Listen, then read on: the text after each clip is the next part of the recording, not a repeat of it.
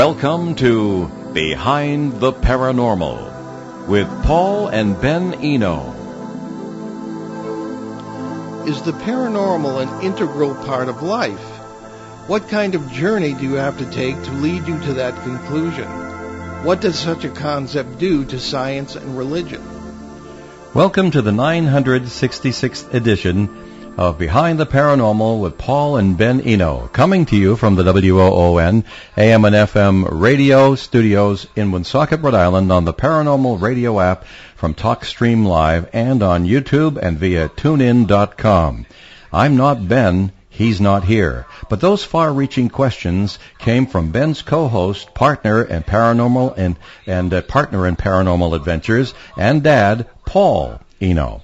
If you'd like to be part of today's show, send your questions to Paul at BehindTheParanormal.com or join us from anywhere at area code 401-766-1240. Whitley Strieber needs no introduction, but we'll introduce him anyway. Whitley is the author of over 40 books, with several having become blockbuster movies, including The Wolfen, Communion, and Superstorm, which became The Day After Tomorrow. Some of the books have been eerily predictive. However, his 1985 Close Encounter changed his life and set him on a path to find out what the unexplained really means to all of us, and some of his more recent books rather brilliantly reflect this. His website, unknowncountry.com.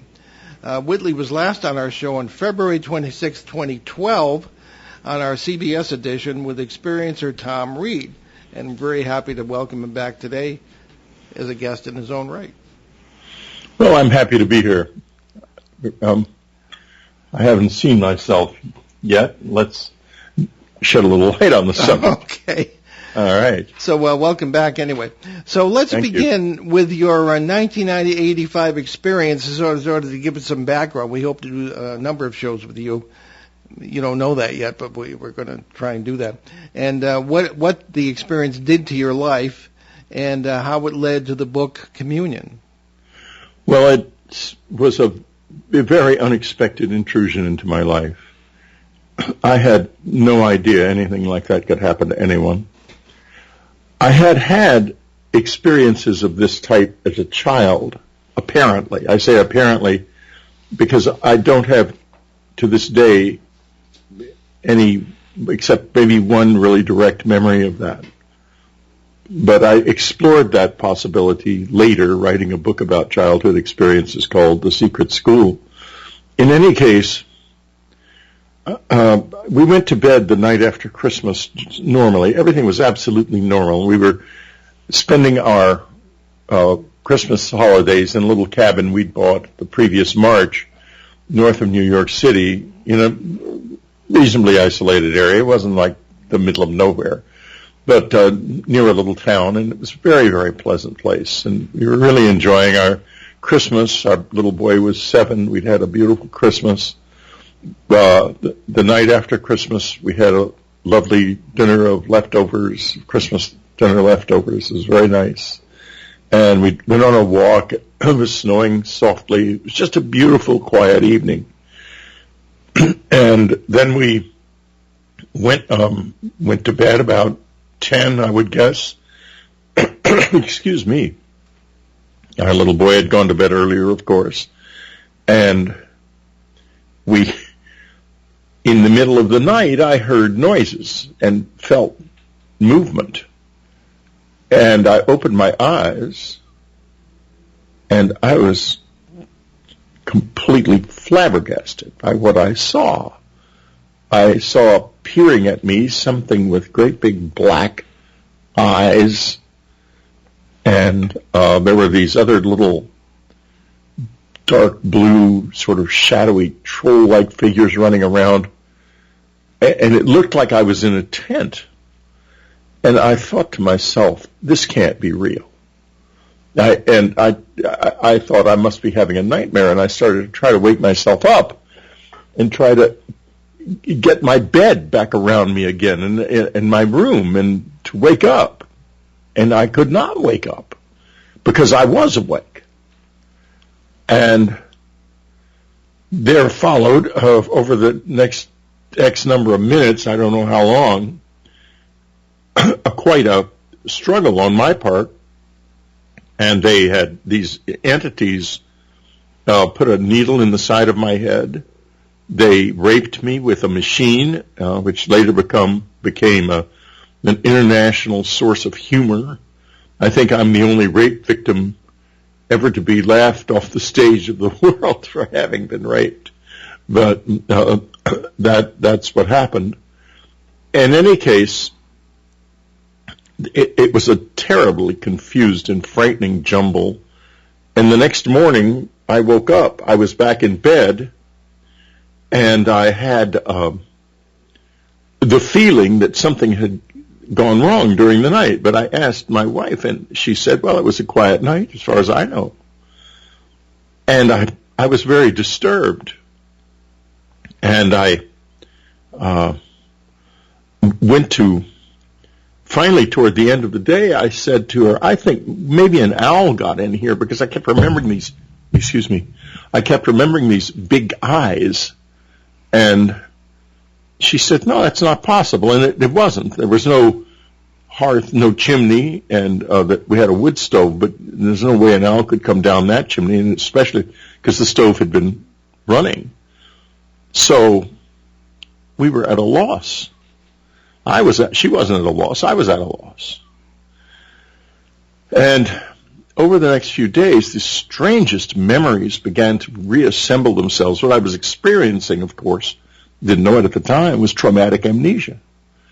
And as it faded, and it does fade in some cases, this is the type of amnesia when someone's in a plane wreck or auto accident or some terrible catastrophe, they have no memory of it. And sometimes the memory will come back, and in this case, it started to come back. And I couldn't understand the memory. I remembered this at this point being taken out into the woods and sitting in the woods in this group of strange little people going up in the air. It was really bizarre. And I thought, my God, have I got a brain tumor or something else is wrong? The idea of it being aliens has never even crossed my mind. So I went to the doctor, and he said, when I described this, he says, you're telling me that you think you were taken aboard a flying saucer by little men. And I thought, what? And I said, that's what it sounds like. He said, well, I think we should do some tests. I said, yes. My main concern now was a brain tumor, of course. And so we did an MRI scan. We did a full physical workup. We did a neurological workup. We did personality profiling to determine whether or not I had any signs of psychosis or something. All that emerged was that I was under a great deal of stress. That was it. And I was left thinking maybe I had been drugged. I still didn't get into the alien thing because it never occurred to me. And I thought it was maybe a crime. And so I contacted the New York State Criminal Investigation Division, but they said that after I described it, I didn't say the details. I'm dumb, but I'm not stupid. So I didn't tell the cop the details. I just said that I felt I had been assaulted in some way, and he said, well, with nothing to go on, you have no idea who did it. And we can't begin an investigation. I can take the report, and that's it. So then I went on down the road. My brother had sent me a book for Christmas called Science and the UFOs. And I picked it up, not because of this, but because, he'd sent me the book for Christmas, and I wanted to tell him I'd read it at least, and even though it wasn't of any interest to me at all. And in that book, I saw the name of Bud Hopkins and also a description pretty much of what had happened to me. So I called Bud Hopkins, and I thought to myself, this is the most ridiculous thing I'm ever going to do in my life, but I'm going to do it anyway. And Ann was in favor of it. She said, yeah, let's find out what he thinks, because something very weird is going on. We'd gone through a hell of a time during this whole period. I thought I was going insane, and I tried to get her to divorce me because I figured I didn't want her to be saddled with a man who was insane and couldn't. If I became a psychotic, I couldn't support her. But fortunately, that didn't happen. And then Hopkins introduced us to Dr. Donald Klein, who was a forensic hypnotist of the first order. He was the head of the New York State Department of Psychiatry. He was a major heavy hitter in that field. And I told him the story. And he said, well, I think you've been assaulted. I said, I think I have too. And he said, well, we're going to put you under hypnosis, and we're going to find out who did it, because I'm assuming that these images that you have in your mind have some evidence behind them. And I thought to myself, I am assuming the same thing. He could help people find things like license plate numbers of the cars that had hit them, and he'd solved over 70 cases with forensic hypnosis. So even though the mantra is now, oh, hypnosis is no good, it was certainly good then, and it still is if it's done by a professional. Anyway, when he hypnotized me, we both expected that I would see things that would give this whole game away. I did not. I came out of it having to face the fact that something real strange had happened to me. There we are. All right. Well, it's funny that you mentioned Bud Hopkins. That's a good transition into the next part of the conversation, Whitley. Now, in 2003, Bud and I spoke at the same conference in West Virginia. And, of course, it was a paranormal conference, and he came down to talk about alien abductions and crossover phenomena, that sort of thing. So we had a chance to sit down, and he showed me his album of marks on people's bodies who had allegedly been abducted by aliens. And what struck me, and I said, Bud, these are some of the same marks I see in people who have been tangling with poltergeists, and of course, as time went by, many cases, which is why I'm involved in MUFON today on the ERT, their Experiencer Resource Team, is because people would report being abducted, and then all of a sudden their dishes are flying around the room, that sort of thing. So, what did this do to your point of view on life, and what other phenomena may have occurred after this in the realm of what we might call the paranormal? Well, another fairly big question. Yeah, sorry about that. No, that's okay. What happened once I realized that on some level it was real, Ann and I were going to meetings at Bud's, and Bud was convinced that this was aliens from another planet. And he even went up to our roof on our house our apartment in Manhattan to see how practical it would have been for a flying saucer to land on the roof. And Ann was really not buying this. Ann was the smartest person I've ever known in my life. That's Ann, yep, back there behind me. Right. Rather, your wife, yeah. Back there. And she was very, very, very seriously smart. Even I would probably say a genius. And she wasn't willing to let it go at that. And we found a book by Dr. Jacques Vallée called Passport to Magonia. Oh, yeah. She found it. And, or rather, what happened was Bud mentioned it as a book that was particularly silly. And she said, we're getting a copy right now. And we got the book and read it, and it became obvious from that book that there was something much more extraordinary on here, even then a visit from aliens from another planet. I'm not rejecting that because that may be part of it. But if it is, then they live very differently from the way we do. To be specific, what we think of as the physical world and we're isolated in it, doesn't that sense of isolation doesn't exist for them. They move freely through many different levels of being. We talk about the veil between the worlds and the unknown country and the undiscovered country of the dead and so forth.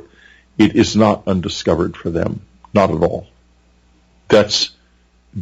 And therefore, it's why, as Anne said, about 6 weeks after communion had been published, she was reading all the letters that came in. And Anne could read a novel in 2 days, a big novel. And she could read letters. She could read 1,000 letters in 2 days also easily. And not only read them, but catalog them and absorb them. And her whole file, by the way, has been collected by Jeff Kripal in the Authors of the Impossible collection at Rice University. So they're beautifully cataloged now with all of her markings on them and everything. Anyway, she came out of her office and she said, Whitley, this has something to do with what we call death. And that began my whole real search into what this is. You know, we mentioned that quote in our show with Joshua Cutchin last week. Very, very apt and important. Okay, so I guess we get to some of the background here, so we can get into some details with some questions from listeners here. Let me get this one. This is from Phil, and Phil is in Savannah, Georgia. He was he's still a show reporter for us, and he was in the middle of the Litchfield, Connecticut Triangle area, but he's down south now. It says, in reference to the entity that visited, and perhaps you could fill us in on this experience before you answer the question, Whitley. In reference to the entity that visited you in your hotel room that formed the basis of The Key, another one of your books, and now that some time has passed, do you think that he was human, a time traveler of sorts? Where do you think he got his information? And maybe you could fill us in on what that event was first. Okay, well, first, the book The Key is I'll tell you the story of The Key very briefly. I was in a hotel in 1998 in Toronto, the Delta Chelsea Hotel, room 2545 to be precise. And I was, I have one of those horrible memories where you can't forget anything. You have to go back and erase it if you want to forget it. So, anyway, I haven't erased that on purpose. So I was there, and I was sleeping. I was in bed. I didn't know it at the time, but it would be the last author tour any publisher would ever send me on. And I finished my dinner in the room and then went to bed, and there was a knock on the door, and I woke up and looked in. I saw the room service tray was still there on the desk, and I thought, oh, it's the room service waiter. I forgot to put the tray out. And I opened the door, and a man came in. He was about 5'6", I would say, 5'7", wearing a gray sweater and black trousers, as I recall. And he looked like an older man. And I thought, oh, my God, a fan. And by now, I had realized it was not like what I had thought, like 11, but 2 in the morning. And I thought, my God, what have I done? I've let a fan into my hotel room at 2 in the morning, and there can be no fan who comes to see you at 2 in the morning who's going to be good news. So I was pretty upset. And I just started to throw him out. And he began to talk. He stood against the window facing in, and it turned into the most extraordinary conversation I've ever had in my life. And I the morning, I called Ann and I told her about it, and I said to her, this was one of those experiences, and I'm going to forget it or deny it ever happened, and don't let me do that. She knew well what I was saying, and she said, I will not let you do it. And for the next 2 years, she kept reminding me. I had taken notes during the conversation, these strange sort of scribbly notes, and she would say, you've got to transcribe your notes from that conversation. Don't forget it. And I said, oh, Annie, it was just a dream. She said, no, it wasn't. You do this. Because the mind rejects high strangeness. It pushes it away. That's why most of us don't even remember the high strangeness in our lives. And what is that? Who was that man? Anne always said, Whitley, it's you from the future. But not this life, because I'm in the future of this life now, and believe me, I'm not the master of the key. Mm-hmm. But, boy, that man had the best things to say about the life that I've ever heard to this day, ever. He was brilliant and had a beautiful take on life and the world, and I'm very glad I got the book out finally. And as to who he was, I don't know any more now than I did then, but I do think Anne was probably right that it has something to do with time.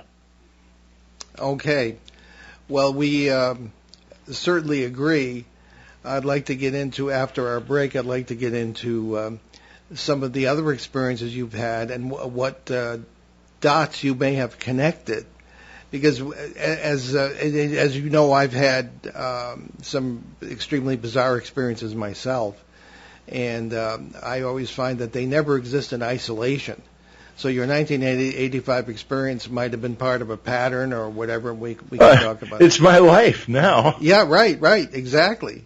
Mine too. We'll talk about how they communicate with me after the break, but before I do that, I'll show you these. We'll talk about these. You notice these two radios? One of them is getting a signal and the other one isn't. We'll talk about all of that. Okay. Anyone who's not watching the video stream, most people listen on audio. It looked like two walkie-talkies? No, they're little. They're not walkie-talkies. They can be used as walkie-talkies, but they're full-spectrum radios. Oh, we'll look forward to hearing about that. Can we take our mid-show break a little early?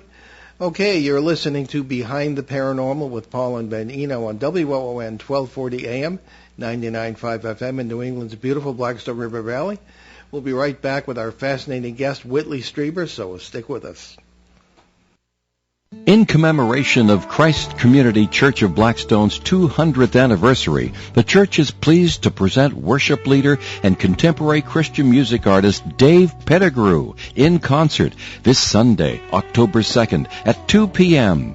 Dave and his band have opened and toured for Mercy Me, for King and Country, Jeremy Camp, Bid Daddy Weave, and many others. Dave shares his passion for performing in these words. Being on stage means more to me than just singing songs or providing an opportunity to lead people in worship. It's a longing to share with everyone the hope and healing we have through our relationship with God.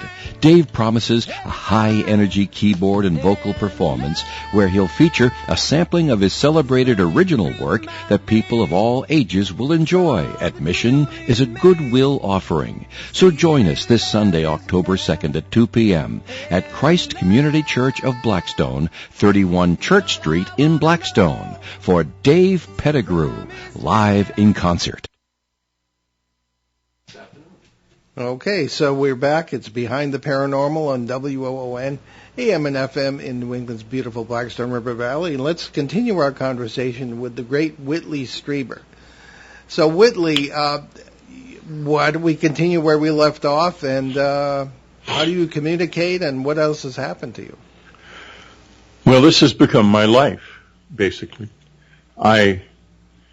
After we realized that the experience had been real and had been with something unknown, we decided that, as terrifying as it had been, that maybe we should try to try to find out more, basically. And said, well, if you go out in the woods at night and go back to the spot where it happened, which I was fairly sure I knew where it was, maybe it'll be a sign to them that you're interested. And I said, okay, well, why don't you and I, we'll go down to the woods tonight at 11 or so, and we'll just sit down there. She said, well, not we. You're going to do it. Because they came for you, not me. Anyway, I don't want to leave our little boy in the house alone. And so I went, and it was just unbelievably terrifying to go out there. And it was like, I think it must have been like what it's like to go to your execution. I could barely put one foot in front of the other. I couldn't get to the spot that first night. I just could walk to the edge of the lawn, and then the woods started. I couldn't go in. But I tried, and I kept going, and night after night I would go out there, and then we started just staying in the cabin in the weekends, and I was thinking, oh, God, thank heavens I don't have to be there and try that every night, because Annie was pretty insistent. She felt like it would work, and it did work, actually. It worked well. They came back. They started to come back. And the first big experience I had of them returning was when my brother came up from Texas, where I was born, and he still lives, and that was sort of showing him around. This is after communion. I'm sorry. Yeah, this was after communion. It was after communion was published that they had started to come back. And so it took a while. It took a couple of years of that walking in the woods. I'm pretty sure I'm right on the timeline, because my brother came up, and I was showing him around, and I was lording it over him a little bit. He's my younger brother, and brothers, I don't know if you have a younger or an older brother, but brothers are known to be a bit competitive with each other, shall we say. And so we're walking down to the spot. I was going to show him the spot. And I hear in my head this voice. It says, arrogance. I can do anything I wish to you. And I think, oh, Whitley, that's you talking to yourself. You're giving your bro a hard time, and you got to slow down here. So then we get down to the circle, and what do we see? We see a huge UFO right there, right over our heads. And I think, that voice, I'm in trouble now. And the next morning, I didn't know what would happen. The next morning, the bank called and says, you have a number of checks here, Mr. Strieber, but you don't have an account with us. And I said, what? I do. You know me. It's a small community, and the bank officer knew me personally. And I said, I have. He said, did you close it? I said, I didn't close it. Everything I have is in that account. You've got to find my money. And he called back at the end of the day and said, we still don't have any record of the account. And we're going to have to return all these checks. And I was horrified. I said, look, please look more, because everything I have is gone. I've got $15 or $20 in my wallet, and that's it. And it was a substantial amount of money. I was doing very well in those days. So I sweated it out, boy. And the next morning, about 10 o'clock, he calls and he says, Mr. Strieber, we found your account on a backup that is in our secure storage at Iron Mountain, which was near our homes. And we've restored your account. It had been completely erased from the bank's record at a time when, there was no internet and no one could do that. That was a lesson in humility. I've never forgotten it. Wow. And it was the first real indication that they were still in my life. And they are in it now. I am heavily involved with them. I've learned to work with them. I've written 2 books with them, and I'm the main one was A New World. I also wrote Afterlife Revolution, because Anne broke down the barrier between the living and the dead, and she created an organized way of communicating before she passed on. And I used that in writing The Afterlife Revolution. And A New World, I literally would write with them. I had some friends with an isolated country house, which I've been going to since I was a baby. And I've met the visitors there many times, and they would come and we would write together, work together. Not like face-to-face together like I might with another co-author or something, but they would be in the same room nearby. They never would come close to me, and we would work in the head together.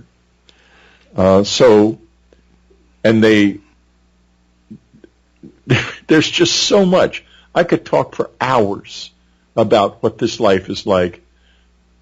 It's been a wonderful, extremely challenging and difficult life. I will say that for it. Well, they are definitely very much in my life, and I still have to tell you, I don't know what they are. I would never tell you that I think they're aliens or ghosts or fairy folk or anything. I just don't know. But they are there. Believe me.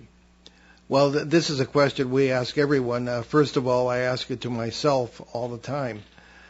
And you just answered it in a way. I mean, how do you know what you're dealing with is actually what it appears to be or what it claims to be? But you seem to have an open-minded acceptance of whatever comes your way, which is something that I try to have. Yeah. At the same time, being cautious, because I've dealt with a lot of negative stuff over the years, as you know. You read my last book, and it's. How do you deal with that? Are you comfortable? I live with this, and believe me, I deal with loads of negative stuff all the time. Yeah. Negative is a big part of this, and if you can't handle that, you get out of this kitchen, because that's a big part of it. Yeah. And you have to learn to use it's in the dark that we gain knowledge, and in the light that we understand what we've gained.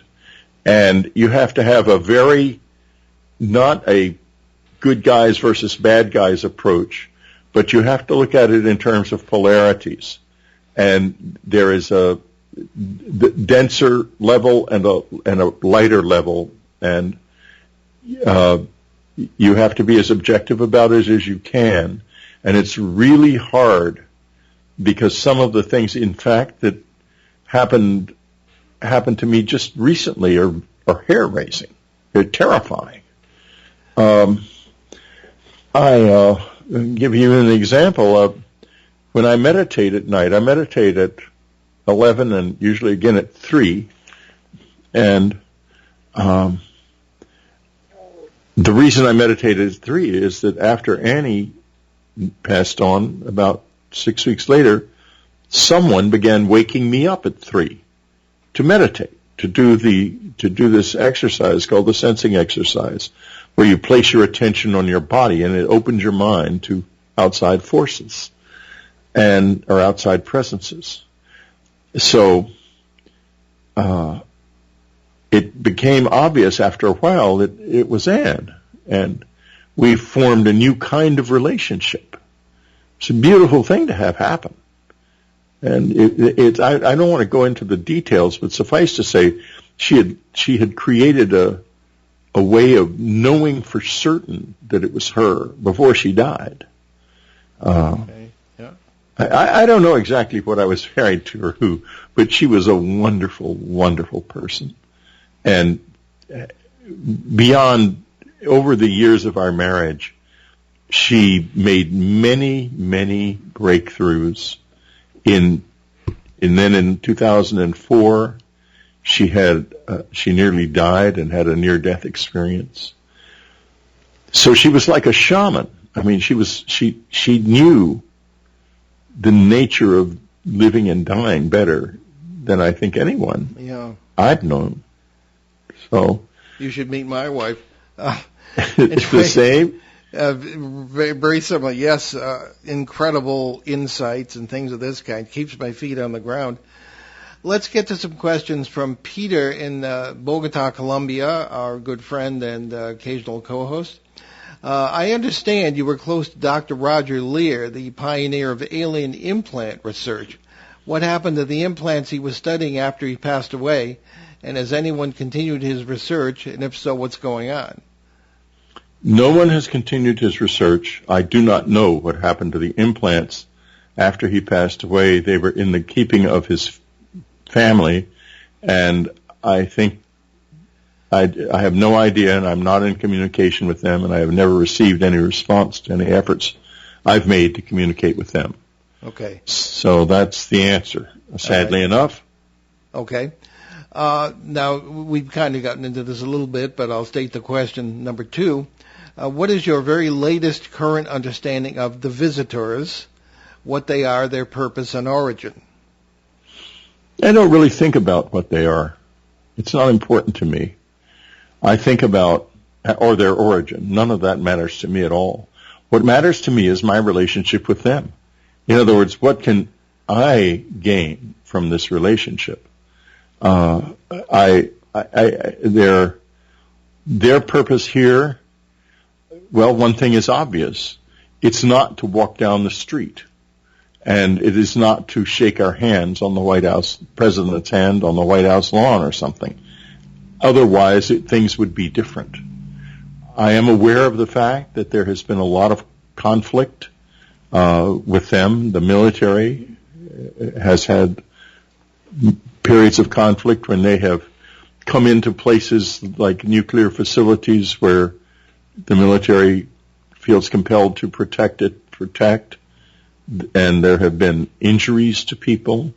Dr. Gary Nolan, who is a good friend now, has talked about this on my show on Dreamland and on the internet. You can find he's talked about brain damage, and Dr. Christopher Green, who I also know does not do much publicly, but he is very helpful privately to people like me, close encounter witnesses. But I wouldn't say that any of them have any certainty about where the visitors are from, and I would caution anybody. As soon as you go into these stories of it's the reptilians, and they're from here, and the Greys, and they're from here, you're talking to yourself. We don't have proof of any of that.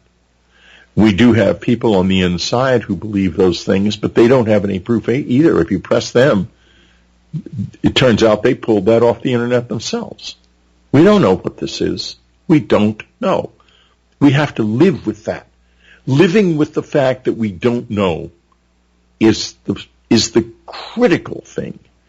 Trying to push past that in a conventional thinking way is just not going to work.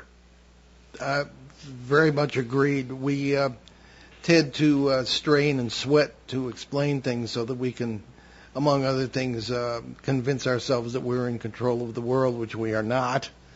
And there's a third question from Peter. Dr. Helmut Lammer wrote a book called Milabs, Milabs, contending that alien abductions could actually be secret human mind control experiments.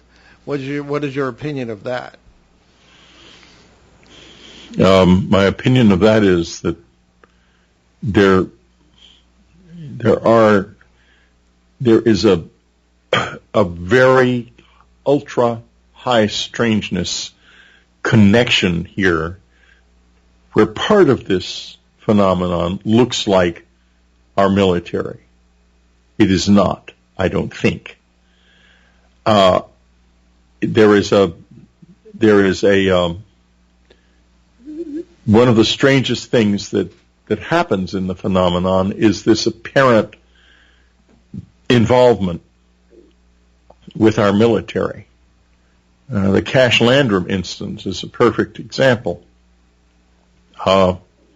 This was an incident that happened in Texas in the a long time ago. I think it was in the 1970s or 80s, where two women saw a flaming triangular object move slowly across the sky, surrounded by helicopters.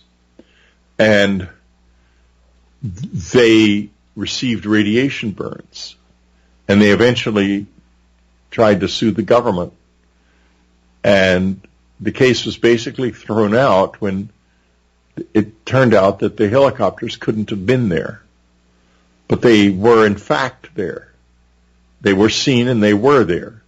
Was the government hiding some kind of massive thing like the breakaway civilization that is talked about, that Richard Dolan talks about?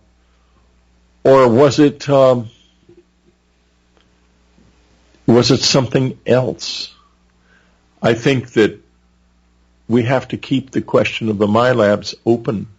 We have to be very careful here not to close these questions. You know, something Ann said that I think is central to our whole journey with this material and all of it. I mean, all of the paranormal stuff and the UFO stuff, all of it is the human species is too young to have beliefs. What we need are good questions. We've got to form the right questions. And so far, we don't do that because we jump from one belief to another. So true. One of the issues that is involved in this, we've kind of been circling this at some, in our conversation, is what is the nature of reality? Now, our scientific method is based entirely on scientific materialism. Everything is matter or energy, and everything circles around that.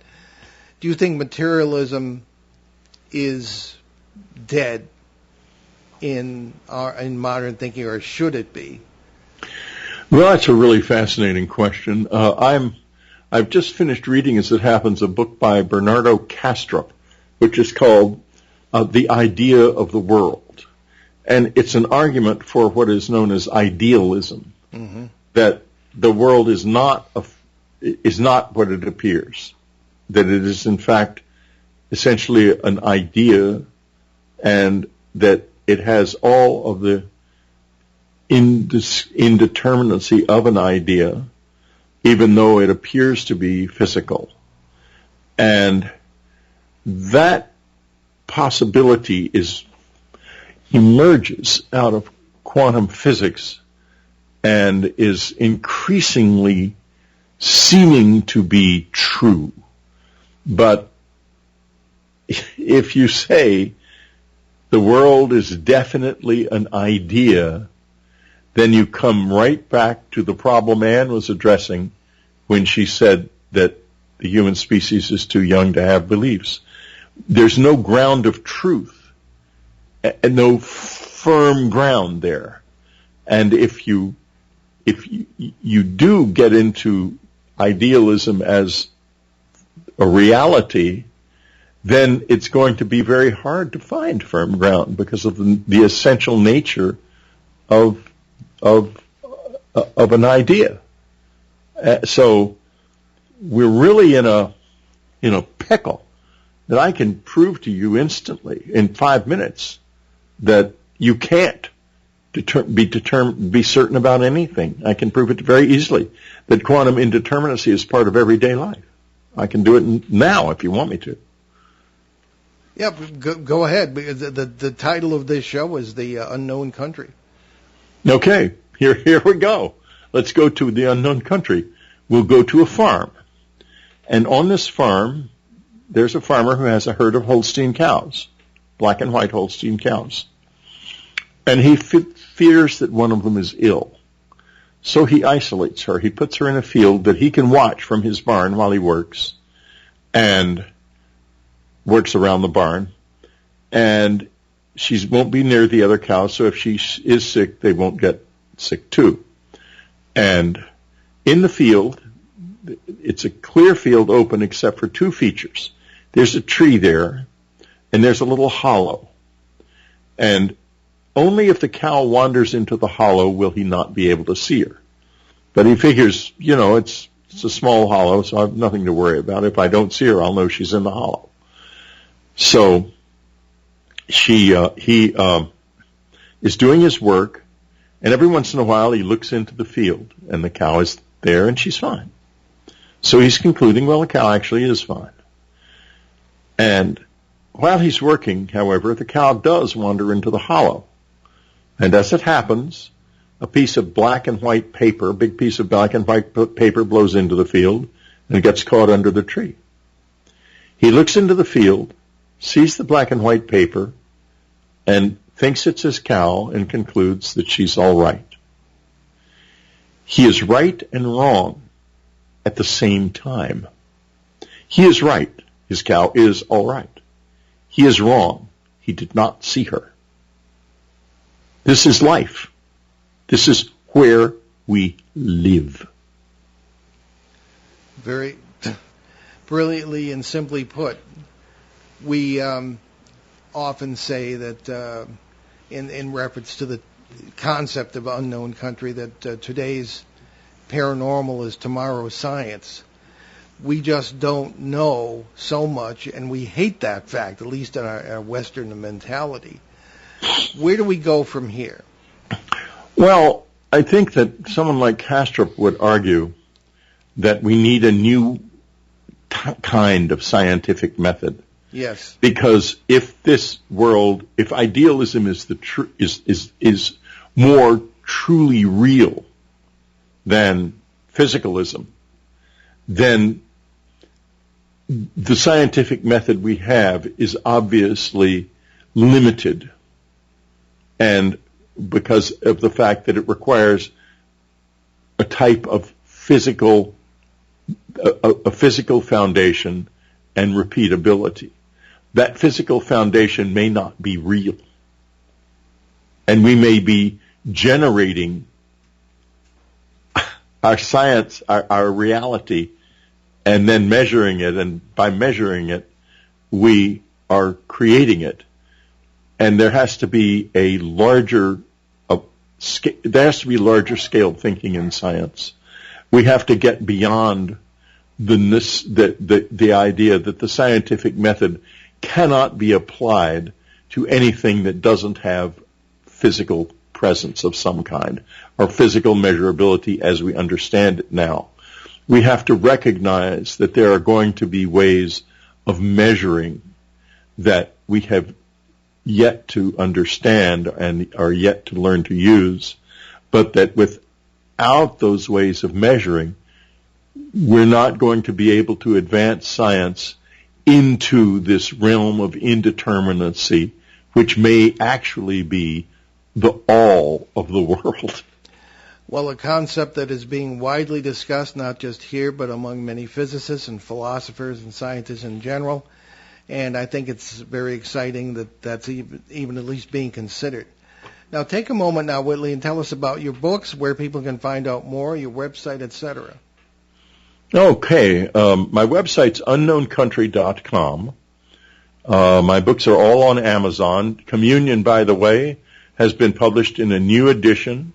There's also an audiobook read by me, the first full-length audiobook of Communion ever created, and beautiful new hardcover, softcover, and Kindle editions.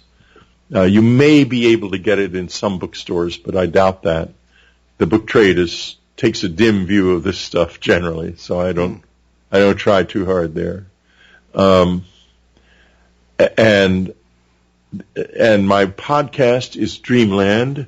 You can, by searching on Whitley Strieber, W. Strieber Dreamland on YouTube, you can go to the YouTube video. It's weekly. It's been going since 1998, if you can believe it. And I inherited it from Art and Ramona Bell back in the old days. And it's also on TuneIn Radio, on on iTunes. On Apple Podcasts. It's on Spotify, and probably other places I don't know about. There are a lot of them. It's a big show and it gets around. So enjoy it every week. Very good. Now, let's turn our last question around in our last few minutes here. Where do you go from here? I'm working on a book now called Them, which is about the nature of the visitors as it is reflected in our own relationships with them. Not my relationship so much. I've written about that plenty in my life. But the relationships that others have with them. It gets a deep analysis of some of the letters that appeared that Anne saved, and then it explores the military response, which has been very extensive and now over many, many years, many generations, and it explores it in a completely new way, and then it examines this issue of reality and what it is. And ends with a brief chapter on my recent experiences. Okay. We're almost out of time, but I did want to perhaps plant a seed for our next conversation. I think we need to think about what all this does to our relationship, our understanding of God, and our expression of that through religions, if people choose to express it that way. Maybe just a pithy thought or two before we go. Okay. We have to be very careful. But for this reason, this has been with us a long time, and we have interpreted it in many different ways from the earliest times of the Babylonians and the Sumerians up until the present, when we interpret it either in a religious way as jinn or angels and demons or whatever religion you happen to be in, or in a secular way as aliens from another world. The bottom line is this. It's time to step back from all of that and look at it in you. Okay. Well, there we have it, folks. Whitley, thank you for a tremendous conversation. We'll be in touch off the air. And where do we go to our announcements at this point? The Western Connecticut UFO Conference takes place this month with both virtual and in-person events sponsored by the Danbury Public Library. It'll begin on this show on our Sunday, October 16th edition with a very special guest, UFO legend Peter Robbins, who will interact with the audience. On Saturday, October 22nd, there will be live and remote presentations at the library. We plan to present via Zoom our program on time storms, which, thanks to the great British researcher Jenny Randalls, who coined the term. Look for us at the Para Expo 2023 from aboard the USS Salem at Quincy, Massachusetts, May 19th to 21st. We'll be among the speakers and we'll broadcast live from the ship on Sunday, May 21st. I see our tech guys' blood pressure going up every time we mention these things. Anyway, we look forward to a challenge, Paul. Indeed. Visit our show website, BehindTheParanormal.com, where you can find over 1,100 hours of our regular shows and special broadcasts since 2008 from CBS Radio, Achieve Radio, and here on WOON AM and FM. Also, hear many of these broadcasts on the major podcast platforms, including iTunes, Apple Podcasts, and YouTube. And you can download our show app. We have an app. Doesn't do a lot, but it doesn't cost anything either. It's free at BehindTheParanormal.com. There's a link there. And browse our books along with those of our guest co-hosts at our show website, where you can also find out more about the show, our many cases over the years, our public appearances, and how to book us. Our website also has a charity page, and we're going to be posting one that we've really vetted for the Florida hurricane victims. We have not done that yet, but we'll within the next day or two. Our causes include Hope for Hilldale Cemetery in Haverhill, Massachusetts, Canadian Veterans Advocacy, USACares.org, Helping Haiti's Orphans, that's my favorite, the Crohn's and Colitis Foundation of America, the Sisterhood of Ground Zero, and the Western Kentucky Tornado Relief Fund.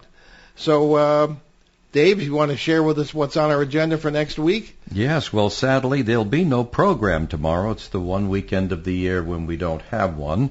Right. Because the show will be preempted by the station's radio news department for coverage of the local Autumn Fest celebration, the largest planned event in our community each year. And both Ben and Paul, I'm sure, will be helping out at the broadcast truck inside the park. So if you live in southeastern New England, want to meet them in person, stop by and see them at the truck right next to the sound booth in the park. We'll be back live on October 16th, as mentioned, with the annual simulcast with the Western Connecticut UFO Conference and special guest Peter Robbins. Okay, and no time for the quote. We'll save it for next time. I'm Paul Eno, here with our great station manager, Dave Richards. Yes, I'm not Ben Eno, but I'll substitute today. Thanks for joining us on our great cosmic journey, and we'll see you next time on Behind the Paranormal on the 16th. Return to this radio frequency 167 hours from now for another edition of